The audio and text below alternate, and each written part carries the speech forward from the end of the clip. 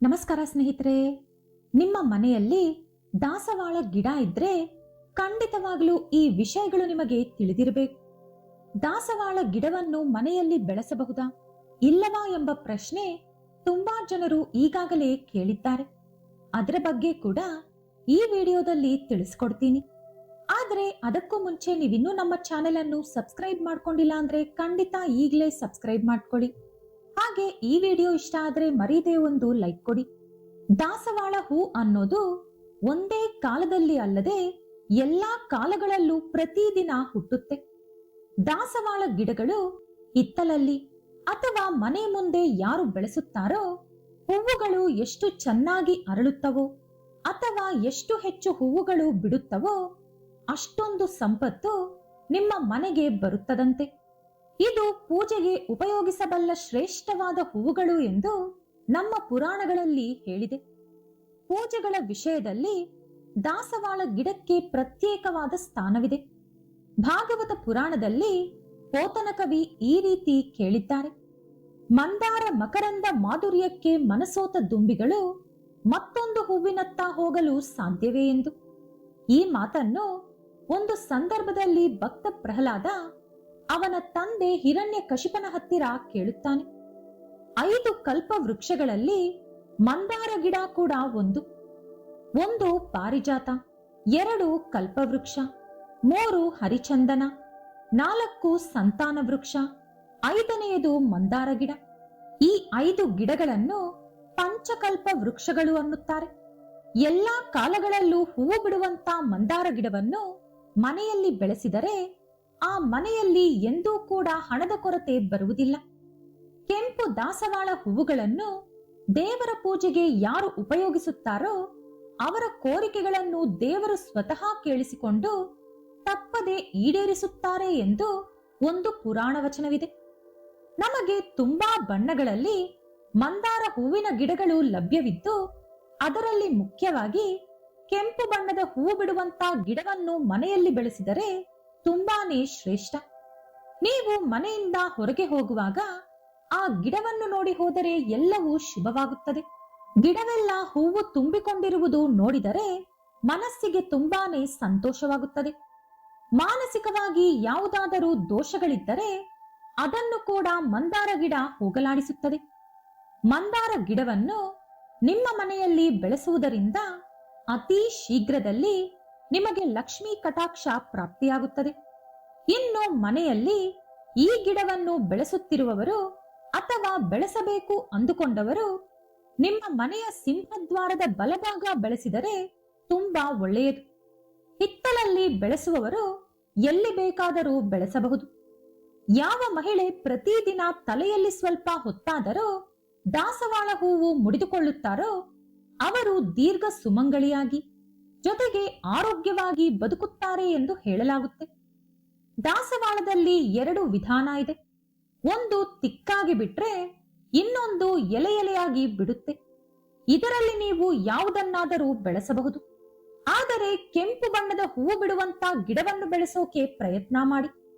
ಮಂದಾರ ಹೂವಿನ ಮಾಲೆಯನ್ನು ದೇವರ ಆರಾಧನೆಗೆ ಬಳಸಿದರೆ ತುಂಬಾ ಒಳ್ಳೆಯದು. ಎಲ್ಲಾ ದೇವರ ಪೂಜೆಗಳಲ್ಲೂ ಈ ಹೂವನ್ನು ಉಪಯೋಗಿಸಬಹುದು.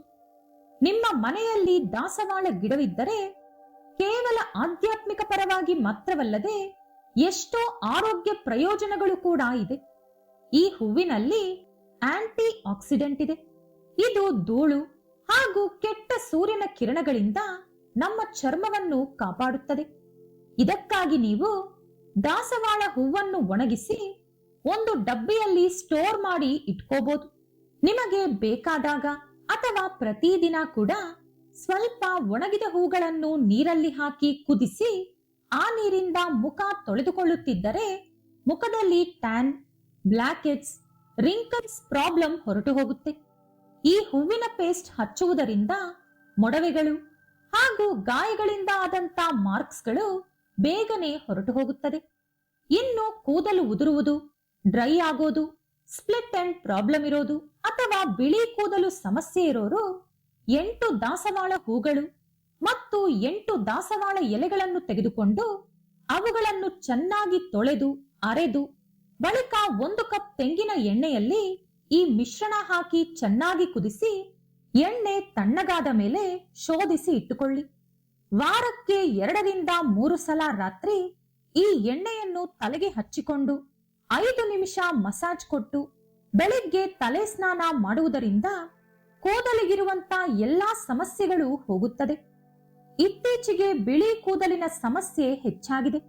ಬೇಗನೆ ಇದಕ್ಕೆ ಪರಿಹಾರ ಬೇಕು ಅಂದ್ರೆ 1 ಹಿಡಿ ದಾಸವಾಳ ಎಲೆಗಳನ್ನು ತೆಗೆದುಕೊಂಡು ತೊಳೆದು ಚೆನ್ನಾಗಿ ಅರೆದು ಅದರಲ್ಲಿ 4 ಟೀ ಸ್ಪೂನ್ ಮೊಸರು ಮಿಕ್ಸ್ ಮಾಡಿ ಅದನ್ನು ಕೂದಲಿಗೆ ಹಚ್ಚಿಕೊಂಡು 1-2 ಗಂಟೆಗಳು ಬಿಟ್ಟು ತಲೆ ಸ್ನಾನ ಮಾಡಿಕೊಳ್ಳಬೇಕು.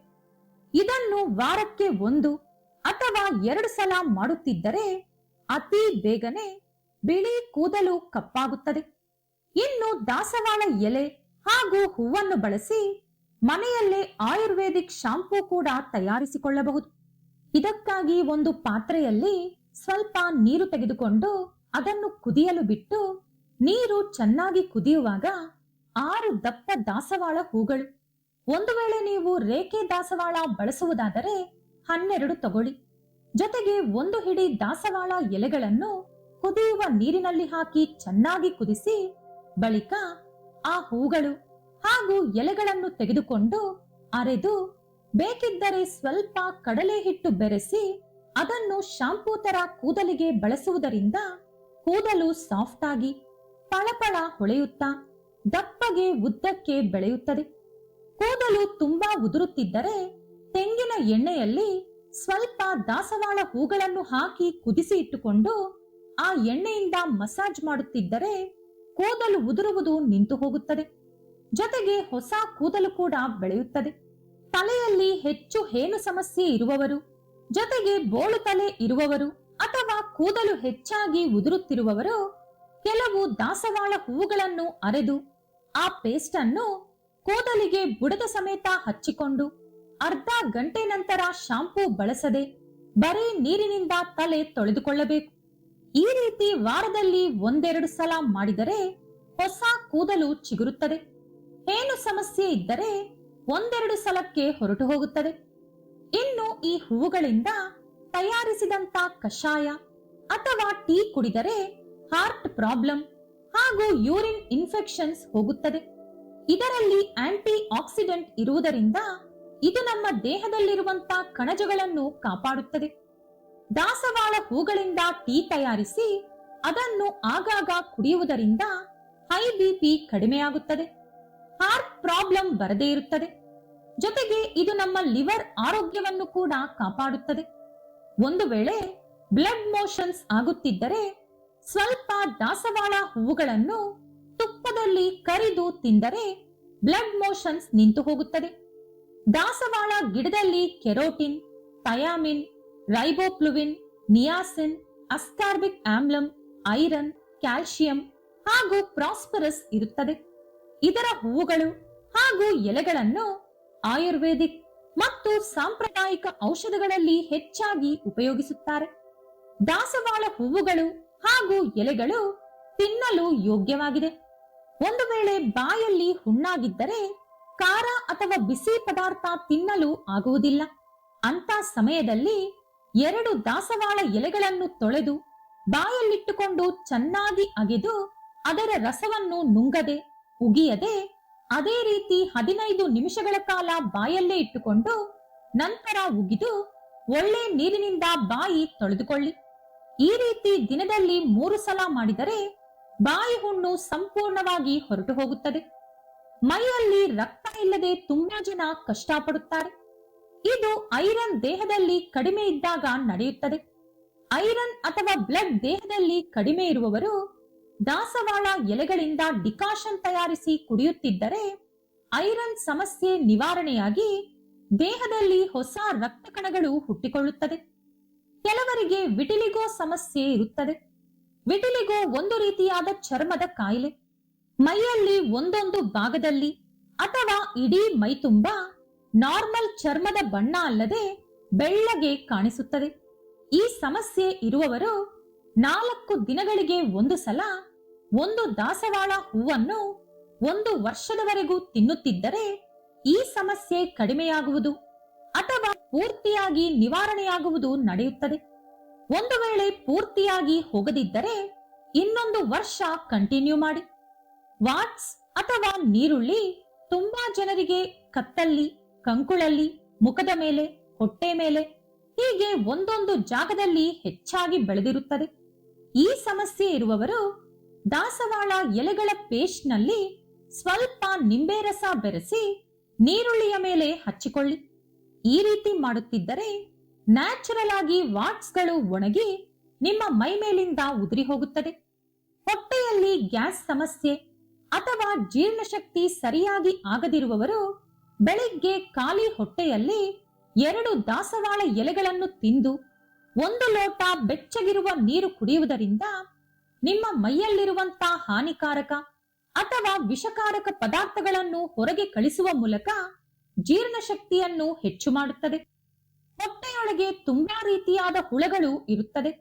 ಅದರಲ್ಲಿ ಕೆಲವು ನಮಗೆ ಒಳ್ಳೆಯದು ಮಾಡಿದರೆ, ಜಂತು ಹುಳಗಳಂತ ಕೆಲವು ಹುಳಗಳು ನಮ್ಮ ಹೊಟ್ಟೆಯನ್ನು, ಆರೋಗ್ಯವನ್ನು ಹಾಳು ಮಾಡುತ್ತದೆ. ಜಂತು ಹುಳಗಳು ಅಥವಾ ಹೊಟ್ಟೆಯಲ್ಲಿರುವಂತಹ ಕೆಟ್ಟ ಹುಳಗಳು ಸಾಯಲು ದಾಸವಾಳ ಎಲೆಗಳಿಂದ ಚಟ್ನಿ ತಯಾರಿಸಿ ಆಗಾಗ ತಿನ್ನುತ್ತಿರಬೇಕು. ಜ್ವರ ಅಥವಾ ಕೆಮ್ಮು ಹೋಗಲು ದಾಸವಾಳ ಬೇರನ್ನು 10 ಗ್ರಾಂನಷ್ಟು ತೆಗೆದುಕೊಂಡು 2 ಲೋಟ ಅಥವಾ 1 ಲೋಟ ನೀರಿಗೆ ಹಾಕಿ ಆ ನೀರು ಕಾಲು ಭಾಗ ಆಗುವವರೆಗೂ ಚೆನ್ನಾಗಿ ಕುದಿಸಿ ಅದು ಬೆಚ್ಚಗಿರುವಾಗ ಕುಡಿದರೆ ಸರಿ ಹೋಗುತ್ತದೆ. ಹೆಂಗಸರಿಗೆ ವೈಟ್ ಡಿಸ್ಚಾರ್ಜ್ ಸಮಸ್ಯೆ ಇದ್ದರೆ ಅಂತವರು ಬೆಳಿಗ್ಗೆ ಖಾಲಿ ಹೊಟ್ಟೆಯಲ್ಲಿ 2 ದಾಸವಾಳ ಹೂಗಳನ್ನು ತಿಂದು 1 ಲೋಟ ನೀರು ಕುಡಿದು ಅರ್ಧ ಗಂಟೆ ಏನೂ ತಿನ್ನದೇ ಇದ್ದರೆ ಈ ವೈಟ್ ಡಿಸ್ಚಾರ್ಜ್ ಸಮಸ್ಯೆ ಬೇಗನೆ ಹೊರಟು ಹೋಗುತ್ತದೆ. ಒಂದು ವೇಳೆ ಮುಟ್ಟಾದಾಗ ಹೆಚ್ಚು ರಕ್ತಸ್ರಾವ ಆಗುತ್ತಿದ್ದರೆ 2 ದಾಸವಾಳ ಹೂಗಳನ್ನು ಸ್ವಲ್ಪ ನೀರು ಹಾಕಿ ಅರೆದು ಆ ಪೇಸ್ಟ್ ಅನ್ನು ಮುಟ್ಟಾದ ಸಮಯದಲ್ಲಿ ತಿನ್ನುತ್ತಿದ್ದರೆ ಅಧಿಕ ರಕ್ತಸ್ರಾವ ಆಗುವುದಿಲ್ಲ. ಹಾಗಾಗಿ ಸ್ನೇಹಿತರೆ, ಇಂಥ ಅದ್ಭುತವಾದ ದಾಸವಾಳ ಗಿಡವನ್ನು ಮನೆಯಲ್ಲಿ ಬೆಳೆಸುವುದರಿಂದ ಇಷ್ಟೊಂದು ಪ್ರಯೋಜನಗಳು ನಮಗೆ ಸಿಗುತ್ತದೆ. ಹಾಗಾಗಿ ಆಲಸ್ಯ ಮಾಡದೆ ಈ ಗಿಡವನ್ನು ಬೇಗನೆ ನಿಮ್ಮ ಮನೆಗೆ ತಂದುಕೊಳ್ಳಿ. ಈ ವಿಡಿಯೋ ಇಷ್ಟ ಆದ್ರೆ ಲೈಕ್ ಮಾಡಿ, ಶೇರ್ ಮಾಡಿ. ಇಂತಹ ಹೆಚ್ಚಿನ ಉತ್ತಮ ಮಾಹಿತಿಗಳಿಗಾಗಿ ತಪ್ಪದೇ ನಮ್ಮ ಚಾನೆಲ್ ಅನ್ನು ಸಬ್ಸ್ಕ್ರೈಬ್ ಮಾಡಿಕೊಳ್ಳಿ. ನಾಳೆ ಮತ್ತೊಂದು ವಿಡಿಯೋದೊಂದಿಗೆ ಪುನಃ ಭೇಟಿಯಾಗೋಣ. ಧನ್ಯವಾದಗಳು.